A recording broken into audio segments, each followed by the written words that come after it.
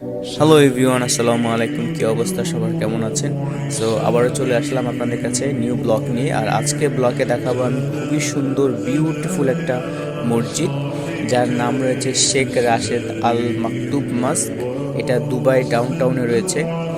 এত সুন্দর মসজিদ ডিজাইনটা, আমি কি বলবো আপনাকে।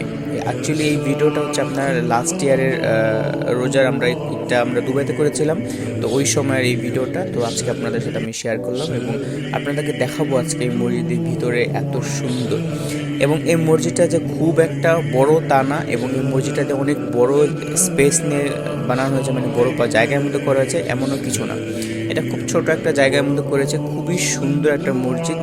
আর এখানকার যে হুজুর যিনি খুতবা দিচ্ছিলেন, মানে দেখে আপনি খুতবাটা শুনে জাস্ট আপনি মুগ্ধ হয়ে যাবেন, এত সুন্দর করে সে খুতবা দিচ্ছিল। এবং এটার যে ডেকোরেশন, এই মসজিদের ডেকোরেশন, আমি মনে করি যে এর যদি অর্ধেক ডেকোরেশন করে দেখে বাংলাদেশে একটা মসজিদ বানানো হয়, তাও কিন্তু অনেক সুন্দর লাগবে। সো ইন ফিউচারে হবে কি না জানি না, এরকম মসজিদ দেখেন, ডেকোরেশনটা দেখেন, পুরো লাইটিং, তারপর এর যে একটা ডেকোরেশন, কারুকার্য ভিতর দিয়ে লাইটিং করা হয়েছে, খুবই সুন্দর বিউটিফুল একটা মসজিদ। এটা হচ্ছে আই থিঙ্ক এটা দোতলা একটা মসজিদ, অনেক বড় না, দোতলা মসজিদ।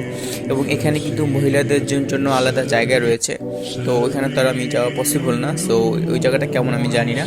তো এইটা হচ্ছে মানে ছেলেদের জায়গাটা, এটা হচ্ছে মেইন জায়গাটা, মানে মসজিদ যেখানে হুজুর খুতবা দিয়ে থাকেন, সেই জায়গাটা দেখেন। লাইট দেখেন, বড় করে একটা লাইট, মানে এটা অর্ডার দিয়ে বানানো হয়েছে, এত সুন্দর লাইট।